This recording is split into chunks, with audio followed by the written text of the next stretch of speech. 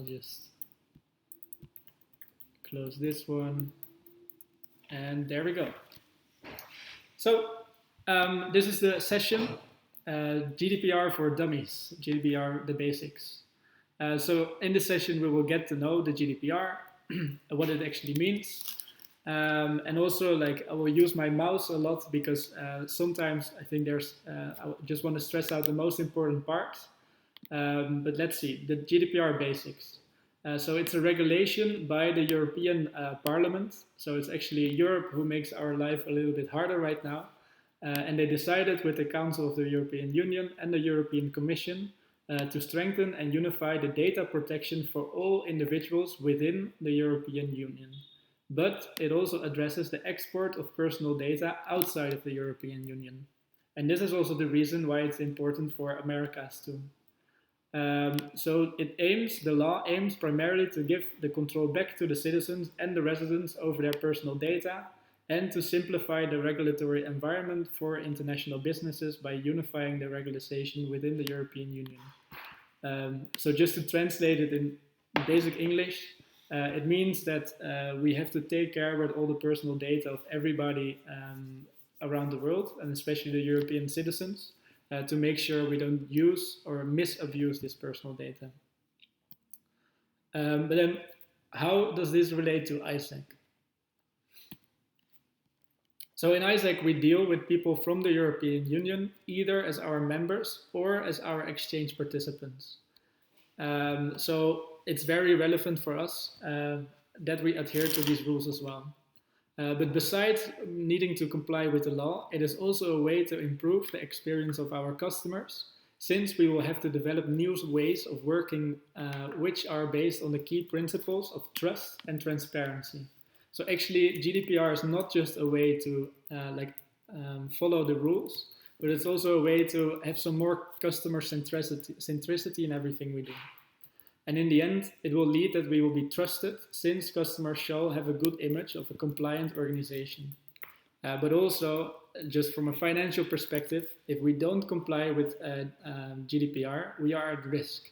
And we may have fines up to 20 million euros or 4% of the annual global turnover of ISAC, whichever is the biggest. So you can see there's big risks attached to handling personal data. So that's why really we need to adjust to it as well as ISAC. So for explaining the GDPR, we need to explain two very basic concepts. The first one is personal data, like what is personal data exactly? And the second one is processing of information, like what does it mean to process information? We'll start with the personal data. So the personal data is any information relating to an identified or identifiable natural person. And this means, like in normal words, you can have two different categories. The general category, so personal data can be the name, the date of birth, the marital status, the phone number, email address, residential address, ID number, academic background, professional background. So all the personal data that a person can carry. But do know, like this is a non-exhaustive list. There can be more than this in the personal data. But the basic rule is that the regulation says that personal data is any information relating to an identified or identifiable individual. Much more that could be covered by the scope, so much more than only these words. Then there's also special categories of personal data. And it's very important to see that these categories are considered more sensitive by nature and their processing is prohibited unless it can be justified by a lawful basis. But this is not the case for ISAC. So it's prohibited, like it's completely not possible to process any of the following data, which is the ethnic and the racial origin of a person, the political opinion, the religious beliefs, the philosophical beliefs, the trade union membership, the genetic data, biometric identification data, sex life and sexual orientation, health data, and criminal data. So this is also important to take into account that we can never collect or store any of this information of anyone in the organization. Matt, can I ask a question? Yeah.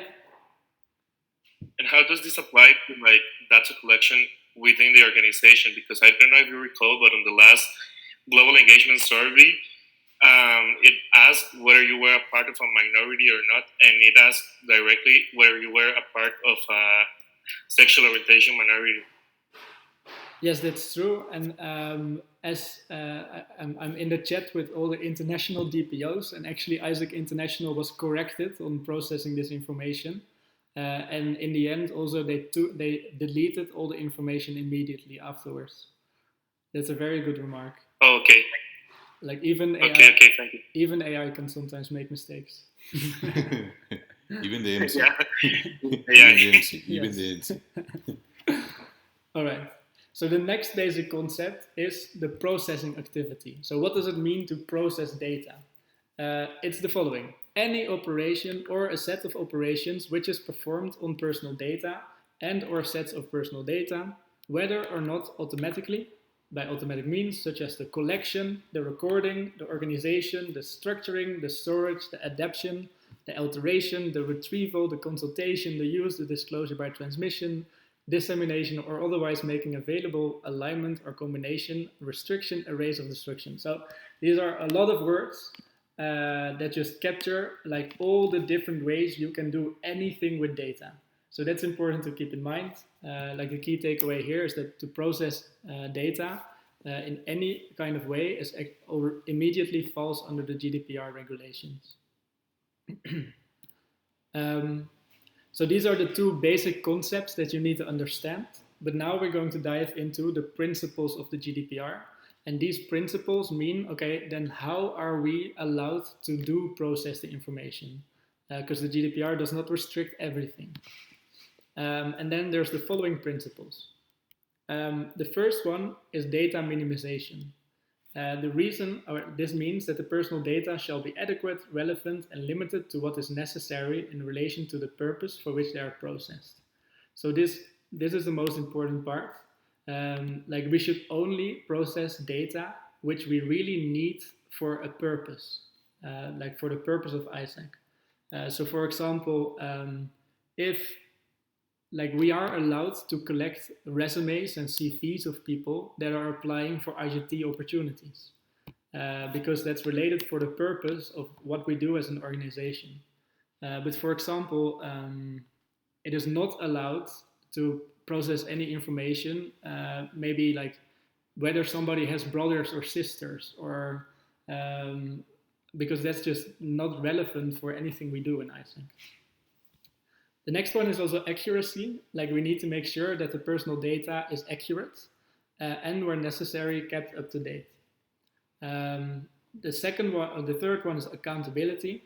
And this really means that the controller, which is the data protection officer, is responsible for and be able to demonstrate compliance with the GDPR. So at any time when somebody asks us to demonstrate that we comply with the GDPR, we need to show our policies and regulations that we are so. And actually currently Andra is creating all of these policies to also be GDPR compliant for AI. The next one is storage limitation. This means that the personal data shall be kept in a form which permits identification of data subjects for no longer than is necessary for the purposes for which the personal data are processed. So this means like it doesn't make sense to keep the data longer than you need it for. So for example, if you have data of EPs, like the moment they finish their project and you don't have any purpose of the data anymore, officially you should like always update your servers and your system that this data will be deleted. The purpose limitation. This means the personal data shall be collected for specified, explicit, and legitimate purposes and not further processed in a manner that is incompatible with those purposes. So for example, this means we can only use the personal data for the purpose that we want to use it for. So we can only use the resume we receive from an EP to send it to the IGT company, for example, but it's not allowed to maybe sell personal data to Facebook or I don't know, like any other company that is interested in personal data, because that's not the reason why we collected the data in the first place. Then integrity and confidentiality. So this means all the personal data must be processed in a manner that ensures the appropriate security of the personal data. This is the most important part, where we need to make sure that all the places where we store the data, that we have like a proper security. So for example, if we collect data, we should always use the Podio form, because Podio is a secured platform that only certain people can access with a password. Like if we collect personal data and we put it on a Google Drive sheet and it allows the access to everyone, then that's not a secured place. And the last one is lawful fairness and transparency. So this just means that personal data shall be processed lawfully. So we cannot process data that we by law are not allowed to process, but also that it's very transparent to the data subject. So this means that every time we collect the data, we have to explain to the person that we actually save the data somewhere as well. Then, any questions about this part of the slide? Yes, I do. So in the part of integrity and confidentiality, you said that, like, for example, Google Sheet, where everyone has access, would not be a secure place to keep data. But even if like the sheet was like protected for only some people to be able to access it, it would still be not a secure place to store it, or would it be? That's a very good question. And actually the answer is then it is a secure place to process it. But then you really need to make sure, for example, that only the right people have the access to that are really using the data. So for example, if it's data for OGV EPs, then actually people of IGE are not supposed to be able to see it. Like if you would in the best way possible. But yeah, like that is a way to use it. Also, for example, on a global level, for example, there's the global contact list where all the personal data of all the MCs everywhere in the world are. And it's shared with the entire ISAC network. That is GDPR compliant because it has the purpose that everybody of ISAC is supposed to be able to contact these people. Yes. So there's a lot of kind of gray areas for this as well. But like my main recommendation would be to use Podio as much as possible because this is the most secure platform we have as ISAC Costa Rica. Okay, thank you, man. You too. All right. Then, Mr. Javier, take it out. Thank you, Matt, for all the information. Entonces, ahora vamos a hablar sobre los derechos del sujeto de datos. Primero, el sujeto de datos tiene derecho a estar informado. Esto significa que necesita ser informado en todo momento acerca del proceso de sus datos personales y también ellos tienen derecho a privacidad, control sobre su data personal y a siempre tener acceso a los detalles en cuanto a los procesos que se están implementando con sus datos. Es muy importante también que tengamos en cuenta las políticas públicas de privacidad y que éstas a su vez sean fáciles de actualizar, que sean muy accesibles y que sean fáciles de entender e interiorizar. Segundo, derecho al acceso. El sujeto de datos tiene el derecho a acceder a la información personal, a recibir también información acerca de los procesos que se están implementando con sus datos y también a qué tipo de data se está usando en cada tipo de proceso. Solo el sujeto de datos debe tener acceso a su información y es muy importante también establecer el template o formato en el cual se le van a compartir sus datos. Tercero, el sujeto de datos tiene derecho a la rectificación, es decir, si en algún momento él decide cambiar o rectificar alguno de sus datos, tiene todo el derecho de hacerlo y asimismo nosotros estamos en la obligación de informar todos estos cambios a las terceras partes, a los terceros.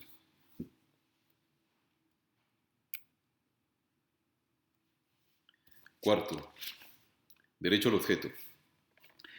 Si el sujeto de datos dispone que quiere parar el proceso de recolección de datos o el proceso de uso de sus datos, está en todo el derecho de hacerlo.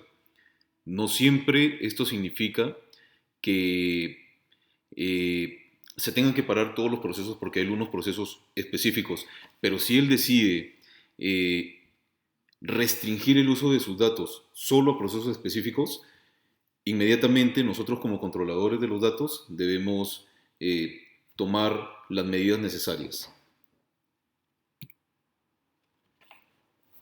Siguiente, derecho a borrar. Es muy importante que el sujeto de datos entienda que tiene todo el derecho a borrar la data que él considere, pero es muy importante saber que tener el derecho a borrar sus datos no significa que va a ser automáticamente olvidado. Hay algunos procesos en donde los controladores de datos recopilan la data correctamente, siguen los procesos adecuados y pueden utilizar estos datos siempre y cuando sean para los fines por los cuales fueron recolectados. Bien, entonces, este artículo es aplicable, pero no significa que inmediatamente todos los datos del sujeto de datos van a ser borrados si es que están usándose correctamente. Y el derecho a la restricción. Es muy importante que el sujeto de datos pueda entender que puede controlar y suspender todas las actividades correspondientes al proceso de datos. Algunas veces pueden haber excepciones en cuanto a cómo se recopilan estos, ¿bien? Pero en términos generales, él tiene toda la potestad de restringir los procesos en los cuales se estén usando. Por ejemplo, en ISEC, si él está dando el permiso para que sus datos se usen específicamente en algún producto, no podemos cruzar la data y utilizar esta base de datos para otro más. Mucho menos podemos compartir esta data a terceros para procesos que nada tienen que ver con el core de nuestra organización. Siguiente es derecho a la portabilidad de datos. Esto se puede entender de dos puntos. Primero, que el sujeto de datos tiene todo el derecho de migrar su información a otra plataforma y también de ser informado si es que nosotros decidimos cambiar de plataforma. En el caso que nosotros decidamos cambiar o migrar la información de Drive hacia Podio o de Drive hacia HubSpot, es muy importante que nosotros informemos a tiempo a todos los sujetos de datos acerca de las nuevas plataformas a las cuales migraremos toda su data. Bien, y esto también es muy importante, como qué tan automatizado está siendo el proceso de decision making. ¿Por qué? Pasa que hay algunos procesos que demandan políticas de cookies y automáticamente nosotros almacenamos cierta información. Entonces es muy importante para nosotros como controladores de datos que tengamos previstos todas estas políticas dentro del marco correcto para así evitar que el sujeto de datos piense que nosotros estamos automáticamente tomando decisiones sobre su data. Es por eso que debemos siempre informar acerca de qué marcos de cookie policies estamos utilizando, sobre todo en nuestras plataformas virtuales. Bien, y muy importante, derecho a la compensación y a la responsabilidad. Si en algún caso el sujeto de datos siente que hemos cometido algún tipo de infracción respecto a cómo manejamos sus datos, él tiene todo el derecho de empezar algún tipo de proceso en el cual se le pueda dar una compensación o una reparación. Lógicamente estos procesos toman tiempo porque son legales, pero de no manejar correctamente los datos podríamos enfrentar muchos de estos casos. Ahora vamos a hablar sobre los behaviors. Es muy importante también que podamos entender cómo nosotros como una organización joven que maneja muchos datos empezamos a comportarnos y empezamos a manejar todos estos procesos de uso y recolección de datos. Primero, todos debemos tener el compromiso de leer y entender acerca de GDPR. Segundo, debemos leer las políticas internas, las guías y las reglas que nosotros como organización empecemos a trabajar como marco para GDPR, participar en todos los trainings y todos aquellos espacios de educación que estén directamente enfocados a la protección de data. Segundo, y estoy seguro que muchas personas ya lo hacen, aplicar contraseñas que realmente sean muy difíciles de descifrar para así como garantizar la protección de los datos. Esto incluye las cuentas en expa y en ISEC.org. Asegurar que los documentos físicos también estén en un lugar seguro. Tener mucho cuidado con la data personal de todos nuestros customers and partners si es que nosotros sacamos esta información fuera de oficina. Siempre reportar cualquier tipo de incidente o brecha de información con el DPO, en este caso para la gestión 1920, el DPO de IASEC en Costa Rica sería yo. Segundo, siempre ponerse en contacto con el equipo que tenga a cargo este proyecto o con el DPO, sea cual sea la duda. También es muy importante que tengan mucho cuidado con la pantalla de su computadora si están en algún lugar público o si están utilizando algún tipo de información. No podemos dejar la computadora a vista de todos porque también se puede tomar como una violación a todo el framework que se está trabajando para GDPR. Tener siempre a las personas como encargados de la seguridad de la data, muy pendientes de todas las necesidades de la organización y contribuir con la seguridad de todos los documentos que estemos manejando en la oficina, tomando las medidas de seguridad del caso. Y por último, entender y respetar todos los procesos de data y todos los principios que estemos utilizando, siempre poniendo como en el centro al sujeto de datos. Por último, utilizar solo su IASEC mail para temas IASECos. Sé que sobre todo cuando estamos iniciando en la organización es muy común que no nos acostumbremos a restringir el uso del IASEC mail solo para cuestiones de la organización, pero es muy importante que desde ya, si no lo han hecho, empiecen a tomar estas medidas. Bien, ahora hablemos acerca de los comportamientos que no debemos replicar. Como Matt les había compartido, hay ciertas categorías acerca de data personal que no debemos compartir, como por ejemplo el sesgo político que tenga la persona o cualquier tipo de información que nada tenga que ver con nuestro core de negocio, o como la pregunta que hizo Chris acerca de datos demasiados personales que ya sé que estaba como incluyendo en algunos surveys, pero que al día de hoy se pararon. Entonces es muy importante que nosotros, si identificamos algún tipo de estas categorías especiales, no lo usemos y no lo compartamos. Segundo, como tener mucho cuidado acerca de la información que compartimos tanto vía internet o en social media. ¿Por qué? Porque suele pasar que para las campañas de Global Home a nivel global, nosotros usamos fotos de personas que han sido hosts o incluso de nuestros miembros sin tener el permiso correcto. Bien. Segundo, nunca dejar la data insegura. Bien, si sentimos que el medio, la plataforma es insegura, no lo usemos. Si sentimos que los datos los estamos almacenando en un lugar que muchas personas van a tener acceso, no usemos ese medio.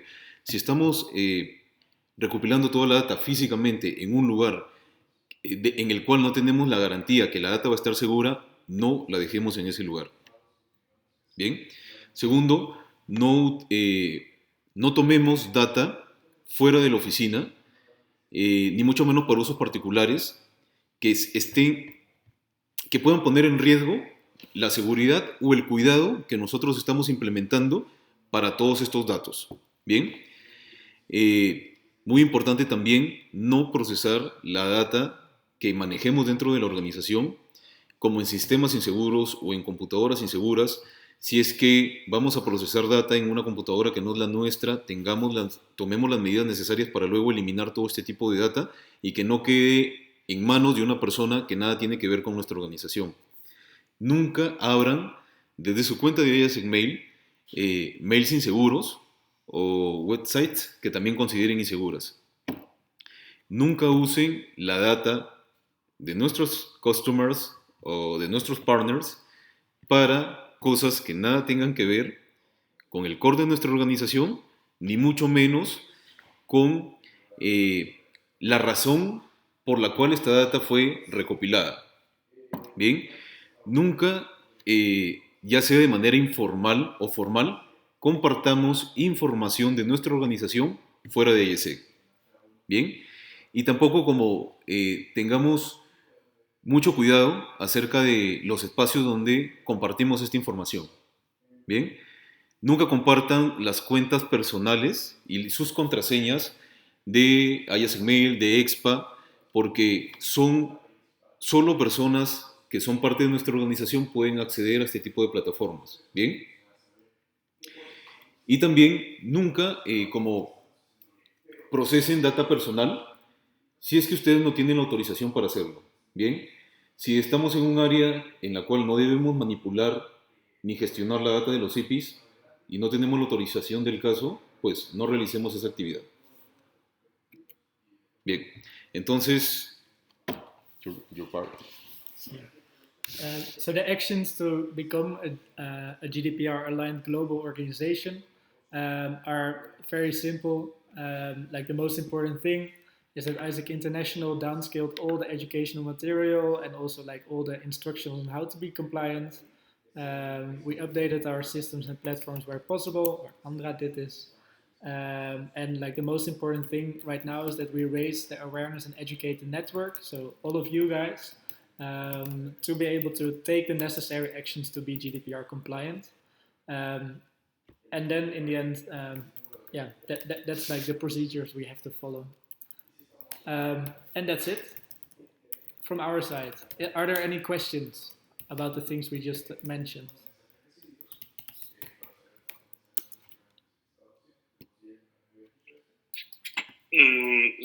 About like the current way we store data, like in EXPA or in Podio, they are already GDPR compliant.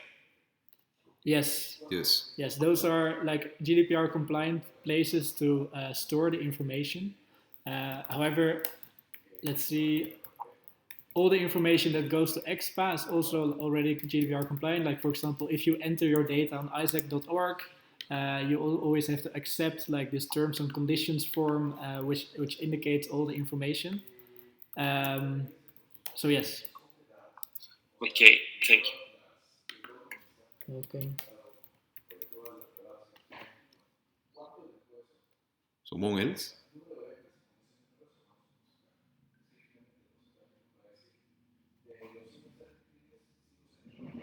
All right.